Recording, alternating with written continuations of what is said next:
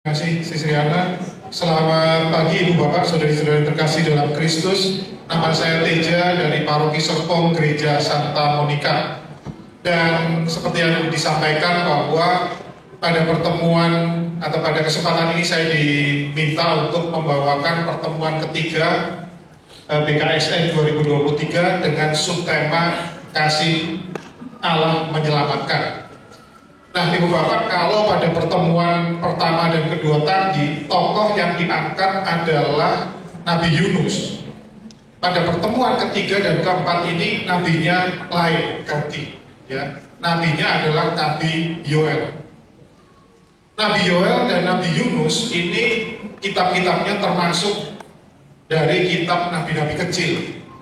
Kecil di sini bukan berarti merujuk kepada fisik ya, tetapi kepada singkatnya teks dibandingkan dengan nabi-nabi besar. Nabi-nabi besar itu kan ada Yesaya, Yeremia, dan Yesaya. Nah, Ibu Bapak, meskipun teksnya singkat, tetapi Nabi Yoel ini bukan berarti pesan-pesannya atau nubuatnya tidak penting. Namun justru banyak hal yang kita bisa pelajari dari Nabi Yoel. Makanya itu nanti di pertemuan ketiga dan keempat kita sama-sama belajar dari Nabi Yoel.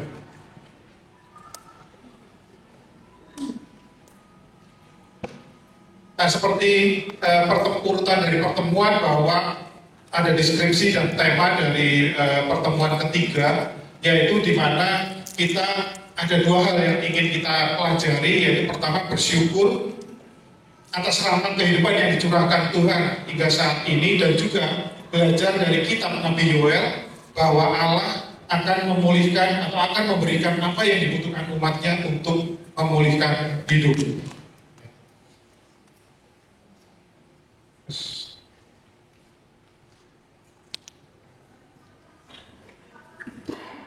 Ya, untuk pengantar teks, kalau kita membaca teks dari Nabi Yoel yang akan dibahas nanti, maka latar belakang dari teks ini adalah bagaimana Allah memulihkan keadaan bangsa Yahudi setelah pulang dari pembuangan di Babilonia, dan dalam keadaan negeri mereka yang luluh lantak karena invasi dari Babel.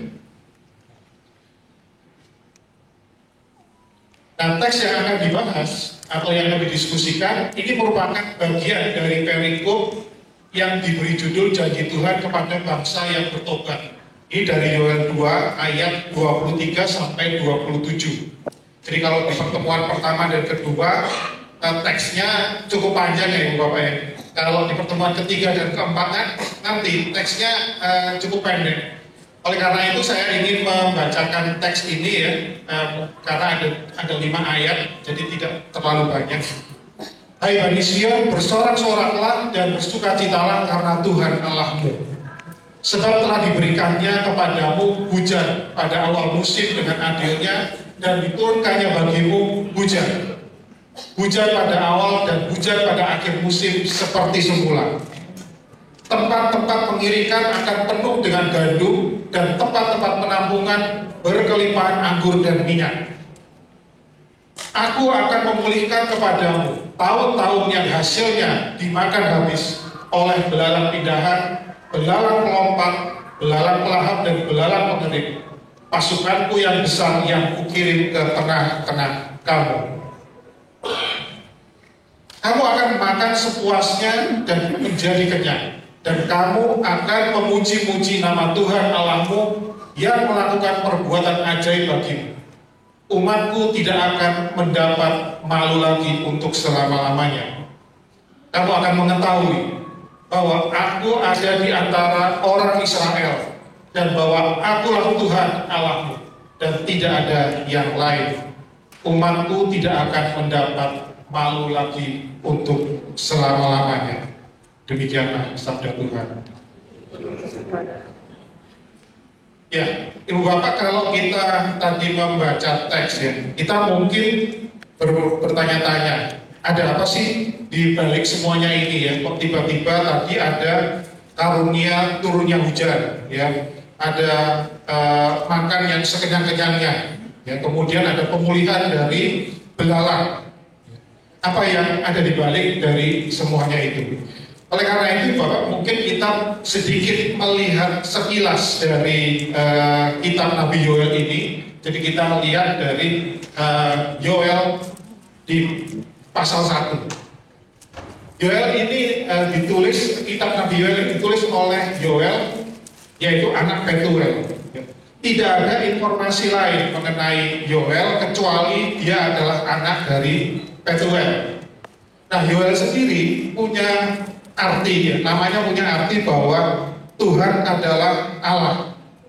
Jadi kalau lihat namanya ini berarti kita tahu, ya, kita bisa paling tidak mengerti bahwa mereka dari keluarga yang saleh. Tuhan adalah Allah. Yoel juga tidak menyebutkan waktu penulisan. Juga tidak ada data-data lain mengenai kehidupan pribadi Nabi Yoel. Apakah dia menikah, punya anak, ya, keluarganya, dan lain sebagainya, itu tidak ada. Kemudian latar belakang, ya. Jadi kita lihat latar belakang. Tidak ada nama raja yang disebut di dalam awal kitab Nabi Yoel. Saat itu yang menjadi pimpinan sepertinya adalah para tua-tua. Ini bisa dilihat di Yoel 1 ayat 2. Dengarlah ini hai para tua-tua. Kemudian kumpulkanlah para tua-tua dan seluruh penduduk negeri di Yoel 1 ayat 14. Orang tua-tua ini merupakan sekumpulan orang, ya, yang dihormati, ya, di dalam strata orang Israel, bangsa Israel. Kemudian Yoel digambarkan, umat yang digambarkan adalah keadaan umat setelah pulang dari pembuangan. Kemudian Ibu Bapak tadi disebutkan bahwa umat yang pulang dari pembuangan. Nah, serangan atau serbuan wabah belalang ini adalah metafora atau penggambaran invasi dari Babel. Babel adalah maksudnya Babilonia. Serbuan belalang di Yoel 1 ayat 2 itu menggambarkan betapa dahsyatnya belalang. Di sini Yoel 1 ayat 6. Yoel 1 ayat 6 itu disebutkan bahwa suatu bangsa maju menyerang negeriku. Bangsa yang kuat dan tidak terbilang banyaknya. Giginya bagaikan gigi singa dan taringnya bagaikan taring singa betina. Kita semua tahu bahwa kerajaan Yehuda itu mengalami 3 kali invasi dari Babilonia. Nah, seperti umumnya dampak peperangan, Ibu Bapak, maka adanya kerusakan dan penderitaan. Di sini disebutkan bahwa kerusakan hasil bumi, kemudian kelaparan dan kekeringan. Ini merupakan dampak daripada invasi Babel yang dimetaforakan dengan serbuan belalang. Kemudian bukan hanya itu, Ibu Bapak, bukan hanya masalah kekeringan dan penderitaan. Orang Yahudi atau kerajaan Yehuda tidak bisa beribadah lagi. Karena apa? Pada invasi Babel yang ketiga, Bait Allah dihancurkan. Bait Allah dihancurkan dan semua orang-orang di kerajaan Yehuda itu dibuang kemana? Ke Babilonia. Jadi betul-betul situasinya adalah hancur lebur. Lalu mungkin kita bertanya-tanya, mengapa orang-orang atau kerajaan Yahudi, kerajaan Yehuda itu mengalami bencana yang begitu dahsyat seperti ini? Di awal pertemuan tadi Romojo sudah menyinggung bahwa orang-orang Yahudi, ya, bangsa Yehuda ini kebanyakan jatuh ke dalam dosa ketika mereka sedang dalam keadaan tajir melintir. Mereka dalam keadaan makmur, ya, nanti kalau baca Ibu Bapak baca di kitab nabi-nabi seperti Amos atau Hosea, itu mereka kaya tapi mereka menindas sesamanya. Kemudian nanti dilihat bahwa mereka ibadah juga ibadah, ya, tetapi ibadahnya terjebak dalam ibadah yang formalitas belaka. Nah, di pertemuan pertama dan kedua tadi Pak Eka dan Ibu Riana sudah menyinggung bahwa manusia itu sebetulnya rapuh, Ibu Bapak. Ya. Karena rapuh itulah maka orang jatuh ke dalam dosa. Kerapuhan, apa yang disebut kerapuhan? Apakah kekayaan itu menjamin seseorang menjadi kuat? Apakah ketenaran itu menjamin orang menjadi tahan banting? 2 atau 3 hari yang lalu, Ibu Bapak, kita semua mungkin dunia hiburan dikejutkan. Ada satu artis yang meninggal karena bunuh diri. Ya, Ibu Bapak yang mengikuti berita, ada satu artis kaya, terkenal, ya, suaminya juga kaya, itu jatuh bunuh diri. Ya. Nah, itu karena kerapuhan. Nah, lalu apa yang harus dilakukan? Ada pertobatan sebagai sarana pemulihan. Nabi Yoel menyerukan pertobatan kepada siapa? Kepada orang-orang yang pulang supaya mereka dipulihkan. Ya. Keadaannya yang tanah Yehuda, tanah Yerusalem yang luluh lantak itu akan dipulihkan. Tapi mereka harus bertobat dulu. Makanya ada seruan pertobatan. Pertobatannya bagaimana yang diminta? Pertobatan yang ini. Pertobatan yang koyakkan hatimu dan jangan pakaianmu. Ayat ini tentu kita sangat kenal sekali karena pada setiap awal masa Prapaskah, Rabu-Abu, ya, kita semua membaca Yoel ini. Ya, Yoel yang 2 ayat 13, koyakkan hatimu dan jangan pakaian. Jadi pertobatan yang betul-betul murni dari hati. Juga tentunya peribadatan, ya. Tadi mereka dulu jatuh kepada peribadatan yang formalitas. Nah, sekarang diminta jangan seperti itu lagi.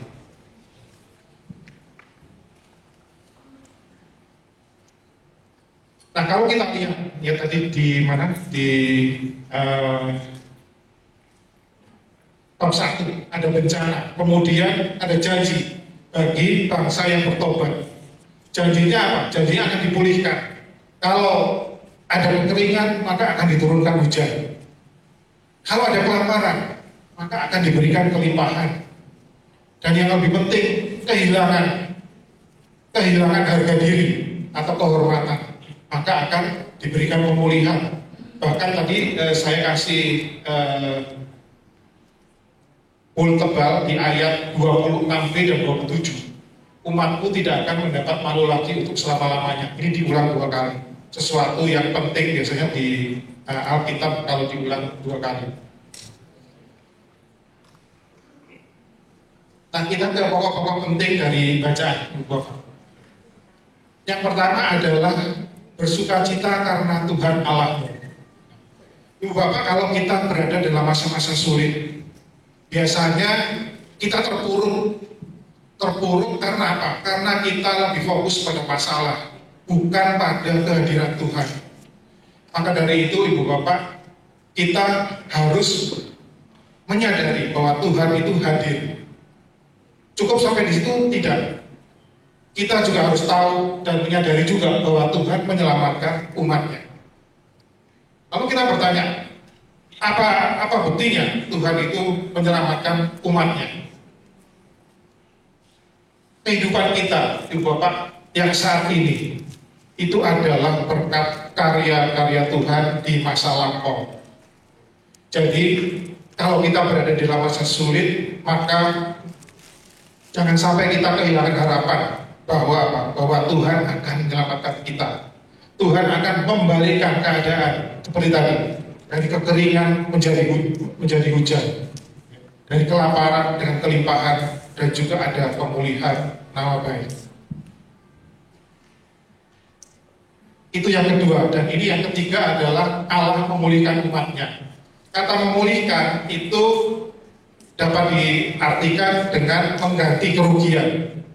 Jadi apa yang hilang akan diganti oleh Allah. Ya. Aku akan memulihkan kepadamu tahun-tahun yang hasilnya dimakan habis oleh belalang pindahan, belalang kelompat, belalang penerip pasukanku yang besar yang berdiri di sana. Jadi akan dipulihkan. Kemudian bahkan diganti dengan jauh lebih besar dari kerugian yang dialami. Kamu akan makan sepuasnya dan menjadi kenyang. Umatku tidak akan mendapat malu lagi untuk selama-lamanya. Maaf, ini ada typo. Jadi ini diulang 2 kali. Umat yang tidak mendapat malu lagi untuk selama-lamanya diulang 2 kali. Karena apa?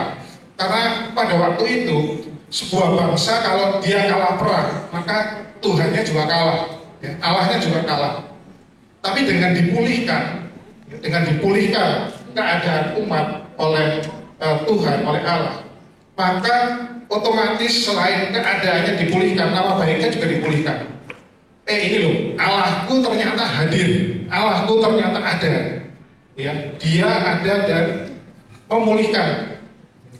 Dia bukan kalah, tapi Dia ada. Nah, itu adalah pokok penting yang ketiga. Kemudian, ini yang keempat, bahwa pemulihan itu merupakan bukti bahwa Dia adalah Allah yang pengasih dan penyayang. Kemudian apa? Dia Allah yang panjang sabar dan berlimpah kasih setianya. Dan yang terakhir, Allah yang patut disembah. Pemulihan akan membawa kita semua pada kesejahteraan. Seperti orang-orang Israel yang dipulihkan. Yang dipulihkan bukan hanya 1-2 orang atau sekelompok orang, tapi yang dipulihkan adalah seluruh bangsa. Jadi itu akan membawa mereka pada kesejahteraan bersama. Nah, ini slide yang terakhir dari saya. Kalau di buku Ibu Bapak, setiap pertemuan nanti ada pertanyaan reflektif. Ya. Nah, sekarang mungkin juga ada pertanyaan reflektif dari saya kepada Ibu Bapak sekalian. Dari Ibu Bapak yang hadir di sini, siapa yang tidak pernah mengalami masa-masa sulit? Ya, kayaknya kok kita semua pernah mengalami masa-masa sulit. Ya, tetapi Ibu Bapak pikirkan bahwa kita semua hadir di sini hari ini untuk mendengarkan BKSN 2023.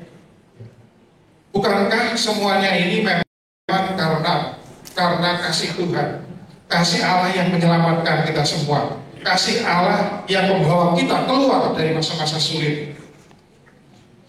Oleh karena itu, Ibu Bapak, setelah pertemuan ketiga ini, mungkin kita tidak perlu lagi mengatakan kepada Tuhan bahwa kita mempunyai masalah yang besar. Tetapi apa? Tetapi katakanlah kepada masalah bahwa kita mempunyai Tuhan yang besar. Tuhan Allah kita dan tidak ada yang lain. Demikian Ibu Bapak, pemaparan materi dari saya yang ketiga ini. Terima kasih atas perhatian Ibu Bapak sekalian dan mohon maaf bila ada kekurangan. Saya akan serahkan kepada Pak Taufik untuk